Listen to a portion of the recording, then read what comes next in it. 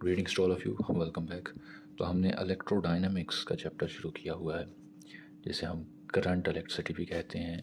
ये एफएससी का इंटरमीडिएट का सेकंड चैप्टर है पंजाब टेक्स्ट बुक में। और हमने सबसे पहले इसमें करंट की डेफिनेशन और उसके मुख्तलिफ प्रॉस्पेक्टिव्स के बारे में जाना। इस चैप्टर को करंट इलेक्ट्रिसिटी किस वजह से कहा जाता है, ठीक है।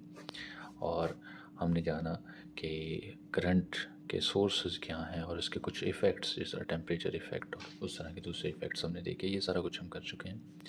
आफ्टर दैट हमने करंट इलेक्ट्रिसिटी को गवर्न करने वाले दो लॉज जो हैं वो इस चैप्टर में कवर करने हैं। एक ओहम्स लॉ है और एक किरचॉफ्स लॉ है। तो हम ओहम्स लॉ लास्ट वीडियो में कवर करने की कोशिश कर रहे थे। ओहम्स लॉ में सबसे पहले हमने उसकी स्टेटमेंट देखी। उसमें हमने ओहमिक और नॉन ओहमिक कंडक्टर्स के बारे में जाना कि वो क्या होते हैं। इसी को एक्सटेंड करते हुए हमने रेजिस्टर्स को भी पढ़ा, उनके सीरीज़ और पैरेलल कनेक्शंस के बारे में भी पढ़ा। उनसे इक्विवेलेंट हम किस तरह से निकाल सकते हैं, ये भी हमने सीखा। इसी की एक और एक्सटेंशन जिसे हम रेजिस्टिविटी कहते हैं, इस प्रॉपर्टी को रेजिस्टर्स की इस प्रॉपर्टी को हमने डिस्कस किया। रेजिस्टिविटी क्या होती है और उसका फॉर्मूला हमने डेरिवेशन की। उसके साथ साथ उसकी टेम्परेचर डिपेंडेंसी पढ़ी, ठीक है। उसके बाद हमने कलर कोड भी देखे, जिससे हम फिज़िकली देख सकते हैं कि कितनी रेजिस्टेंस है किसी रेजिस्टर की। और इस कलर कोड को पढ़ते हुए हमने टेम्परेचर कोफिशिएंट ए जो है अल्फ़ा सॉरी उसे कवर किया, ठीक है। और आफ्टर दैट हमने टॉलरेंस वगैरह और सबके कुछ प्रैक्टिकल एग्जांपल से भी लास्ट वीडियो में कवर कर लिया था। तो आज की जो वीडियो है वो फोकस करेंगे हम रेजिस्टर की एक और किस्म पर, जिसे कि रियोस्टेट कहा जाता है, ठीक है। आज की वीडियो थोड़ी छोटी होने वाली है, हम काफ़ी वक्त बाद वीडियो डाल रहे हैं इस वजह से। तो रियोस्टेट के बारे में आज हम पढ़ेंगे और ये अक्सर एग्ज़ाम पॉइंट ऑफ व्यू से शॉर्ट क्वेश्चन के हवाले से आ जाता होता है रियोस्टेट। और रियोस्टेट के बारे में दो चीज़ें जो मेजरली हम गवर्न करेंगे, वो इसकी कंस्ट्रक्शन होगी, ठीक है। एंड सेकेंडली इसकी यूटिलाइजेशन है, ठीक है, कि कहाँ कहाँ इस्तेमाल होता है। उसमें इसके दो दो चीज़ें हैं। एक ये वेरिएबल रेजिस्टेंस के तौर पर, वो किस तरह से होता है अभी हम देखते हैं, और पोटेंशियल डिवाइडर के तौर पर इस्तेमाल होता है, ठीक है। तो सबसे पहले आपने इस रोड में आपको क्लियर रखना है, ठीक है, कि रियोस्टेट जब भी क्वेश्चन आए इसके बारे में, इसकी कंस्ट्रक्शन है और इसकी ये दो एप्लीकेशंस हैं। इसके अलावा इस टॉपिक में कुछ नहीं है। तो हम देखते हैं जी रियोस्टेट क्या होता है। तो रियोस्टेट जो है, this is simply a variable resistance, ठीक है।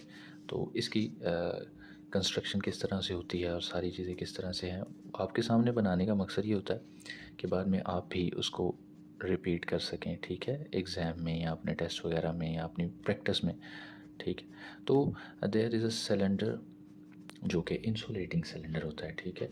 इंसुलेटिंग से मुराद है कि वो कंडक्टर नहीं होता, ठीक है। उस पर हम वायर वाउंड करते हैं, ठीक है। यहाँ पर एक टर्मिनल बना लेते हैं, लेट्स से ए, ठीक है। और हम वायर जो है आपके सामने मैं इस तरह से बना रहा हूँ ताकि आप भी अपने वक्त में बना सकें। और इसकी, ठीक है, एंड हेयर इट एंड्स, ठीक है। यहाँ पर भी एक टर्मिनल है, लेट्स से बी। तो एक वायर है, ठीक है। अब ये वायर किसकी होगी जी? तो ये जो वायर है ये कंडक्टिव मटेरियल की होगी, मैग्नेटिक मटेरियल की अक्सर होती है ये। तो इसमें हम ये कॉपर की हो सकती है, आयरन की, मैंगनीज़ की, निकल की, ठीक है। तो इसके बारे में आपके पास मुख्तलिफ लिटरेचर होगा मौजूद। तो हमने अब तक ये सीखा है जी कि हमारे पास एक इंसुलेटिंग सिलेंडर है और उस पर हमने एक वायर को वूंड कर दिया है, ठीक है। वायर को बांध दिया है, ठीक है। अब सेकंड स्टेप इसकी सेल कंस्ट्रक्शन में क्या है जी? टर्मिनल ए, टर्मिनल बी, और इन दोनों में आप देख सकते हैं कि ये वायर जो है अभी वोंड वोंड की हुई वहाँ तक पहुँचती है। अब एक्सटर्नली यहाँ पर एक और हमने स्लाइडर बनाना है, ठीक है। Let's say this is a slider. और ये स्लाइडर जो है, ये जो रॉड लगा है इस पे ऑल द वे वो इजीली मूव कर सकता है। और ये इधर एक टर्मिनल के साथ कनेक्टेड है and this terminal is named as C, ठीक है। टर्मिनल ए से वायर निकली है बी तक और टर्मिनल सी को कनेक्ट किया हुआ है इस स्लाइडर के साथ। तो this is simply basic construction of rheostat. ठीक है, यहाँ पर आप लिख भी सकते हैं कि ये स्लाइडिंग पर्पस के लिए बनाया गया है, स्लाइडिंग कॉन्टैक्ट। ठीक है, अब हम आ जाते हैं इसकी वर्किंग पे। ठीक है, यही चीज़ें आपने अब इसकी सेल कंस्ट्रक्शन में लिख लेनी है। ठीक है, सबसे पहले इंसुलेटिंग सिलेंडर है, उस पर हमने किसी भी मैग्नेटिक मटेरियल जो है, जो रूम टेम्परेचर पर मैग्नेटिक मौजूद होते हैं, इनमें ये मटेरियल सरे फहरिस्त हैं, हमने उसकी वायर को लपेट दिया है। ठीक है, टर्मिनल ए से बी, और एक स्लाइडिंग कॉन्टैक्ट सी जो है वो भी अटैच कर दिया। So here ends the cell construction of rheostat. उसके बाद हम वर्किंग की तरफ आ जाएंगे। ठीक है, तो वर्किंग में जिस तरह हम जानते हैं कि इसके हमने दो चीज़ें पढ़ी हैं, दो एप्लीकेशंस पढ़ी हैं। सबसे पहले वेरिएबल रजिस्टर, ठीक है, और उसके बाद पोटेंशियल डिवाइडर, वो भी हम देखते हैं। सबसे पहले वेरिएबल रजिस्टर के बारे में हम बात करते हैं। ठीक है, तो वेरिएबल रजिस्टर इसे क्यों कहा जाता है, ठीक है, और किस तरह से ये रजिस्ट को वेरी करता है। ठीक है, अब फ़र्ज़ करें, हम एक प्रैक्टिकल एग्जांपल से सीखते हैं। फ़र्ज़ करें आप किसी भी पॉइंट ए पर खड़े हैं, ठीक है, और आपको पॉइंट बी तक जाना है। ठीक है, बट द ग्लिच इज़ कि जो ट्रैक है, ठीक है, वो आगे से मुड़ के आता है। ठीक है, and you are not suppose to go through. फ़र्ज़ करें आप किसी रोड की एक साइड पे खड़े हैं और आपको दूसरी साइड पे जाना है, और जो क्रॉसिंग है वो दूर है। इस तरह से आपको मुड़ के आना पड़ेगा। ठीक है, तो ये है टर्मिनल ए और ये है टर्मिनल बी। ठीक है, और जो आपका करंट कैरियर है उसे all the way this track यहाँ पर पहुँचना है। ठीक है, लेकिन इस स्लाइडिंग कॉन्टैक्ट से हम क्या करते हैं, फ़र्ज़ करें हम यहाँ पर एक पुल बना देते हैं। ठीक है, और यहाँ पर जो खड़ा शख्स है या चार्ज कैरियर है, अब वो ज़्यादा मेहनत को प्रेफर नहीं करेगा। ठीक है, he'll चूज़ द पाथ जहाँ पर उसे कम से कम रेजिस्टेंस का सामना और कम से कम उसका ज़ोर लगे, in a simple wording we can say. तो यहाँ पर अगर आप खड़े हुए हैं और बजाय इसके कि आप यहाँ से आएँ, अगर यहाँ पर एक पुल है तो आप इसे क्रॉस करके यहाँ पर पहुँच जाएंगे। ठीक है, सेम हैपन्स विद दिस। ठीक है, तो हमारा जो चार्ज करियर ए से निकला था वो यहाँ यहाँ यहाँ पर जब पहुँचेगा और यहाँ पर इलेक्ट्रिक कांटेक्ट है, तो वो कहेगा कि मैंने ज़रूर इतना दूर जाना है, तो मैं यहीं से पहुँच जाता हूँ। ठीक है, अपनी फाइनल स्टेज पे, तो वो यहाँ से ही पहुँच जाता है। ठीक है, बजाय इसके कि ये ऑल द वे। अब ये वेरिएबल किस तरह से, फ़र्ज़ करें ये पुल हमने यहाँ पर बनाया है। ठीक है, फ़र्ज़ करें मैं ये पुल यहाँ पर बना देता हूँ। ठीक है, तो उसके मुकाबले में तो ये कम है। ठीक है, या फिर कहीं सेंटर में बना देता हूँ, तो मेन रोड के मुकाबले में तो ये कम है। ठीक है, इसे C1 C2 C3 कोई भी अपनी एनोलॉजी बना रहे हैं, तो उसके मुकाबले में कम है, तो ये उस ट्रैक को प्रेफर करेगा। ठीक है, तो this is how it works as variable resistance. ठीक है, इसको ज़रा सोफिस्टिकेटेड अगर आपने सर्किट के हिसाब से बनाना हो, ठीक है, तो ये आपको पता है रेजिस्टेंस का हमने सीखा था, साइन होता है। ठीक है, और यहाँ पर आप एक कॉन्टैक्ट सी जो है वो लगा देंगे, तो ये रिप्रेजेंटेशन होगी। ठीक है, वेरिएबल रेजिस्टेंस के तौर पर रियोस्टेट की। ठीक है, दूसरी तरफ when we talk about the potential divider, second application is as potential divider. तो पोटेंशियल डिवाइडर के ये कैसे काम करता है। ठीक है, तो सबसे पहले पोटेंशियल से मुराद पोटेंशियल डिफरेंस है। हमने लास्ट चैप्टर में देखा था जो कि इलेक्ट्रोस्टैटिक्स के बारे में था, वहाँ पे पोटेंशियल डिफरेंस क्या होता है और उसे हम पोटेंशियल ही आमतौर पर रिगार्ड करते हैं। ठीक है, तो पोटेंशियल डिफरेंस होता है किसी भी दो पॉइंट्स के दरमियान जो है उनमें जो वोल्टेज का डिफरेंस होता है। ठीक है, तो फ़र्ज़ करें मैं एक सिंपल सर्किट यहाँ पर बनाने की कोशिश करता हूँ। ठीक है, so here we have a battery. ठीक है, और this is the resistance, let me say here, this is the positive terminal, this is the negative terminal, and here is the point A and this is the point B, and the resistance between point A and B is capital R. Okay, so here we have a external agent, external circuit. ठीक है, यहाँ पर ऐसे। ठीक है, this is regarded as C। ठीक है, वही वाला, and the difference between A and C, the difference between the resistance between the A and C is small r. Okay, so first of all we'll discuss the criteria for AB terminal. So the potential across AB terminal or the whole of the terminal let we say। हमने Ohm's law भी पढ़ा है, ठीक है, जिसमें हम जानते हैं I is equal to V by R।